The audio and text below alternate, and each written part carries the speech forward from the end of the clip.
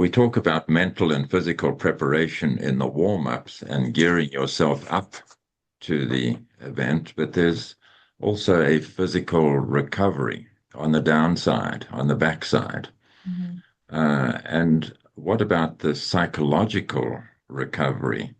How do we pick ourselves up, win or lose, return with added vigor and a feeling of accomplishment and satisfaction? Mhm. Um, so, what about that psychological effect on the downside after the event? Yeah, so, we have, as you mentioned, so much research and data on the physical performance side, specifically around things like the periodization of training, of physical training, the importance of recovery after a big event to help with soreness.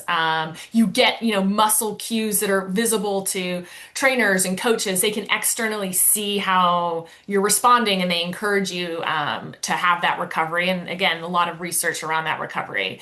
I think with the psychological side, it's just as important, and we're working towards making those protocols, but it's not as visible. There aren't these objective measures of your force output. After a big event or a big game or a big race is going to be less, and we use that as an indicator of training load and how we need to recover. There isn't anything that we're using to add this objective measurement to how someone is doing psychologically pre-event, during event, post-event, which makes it hard to build some type of periodization around that. You're relying a lot on just the thought of you put a lot of mental energy into something and you need mental recovery. And we're moving forward with this, model of rest plus stress plus rest equals growth. One of my favorite sayings is this idea that, of course, you have to stress your body, you have to stress your mind, and then you have to rest to allow that growth. And that's not just on that physical side; that's on that mental side as well. And you think about the way that these high pressure events are, especially in today's world with a lot of media. You're on camera a lot. Your results matter. People are attaching meaning to how you're doing. You carry a big mental load into those competitions, and taking time away to really work on making sure that you don't get that burnout or just that reduced sense of that personal accomplishment because you're trying to carry too much of that mental burden with you and not giving yourself a chance to step back, mentally think about what you've done, think about even maybe some of the mistakes that you've made, come up with some mental cues to help you perform better, fully recover so that you can attack that event again.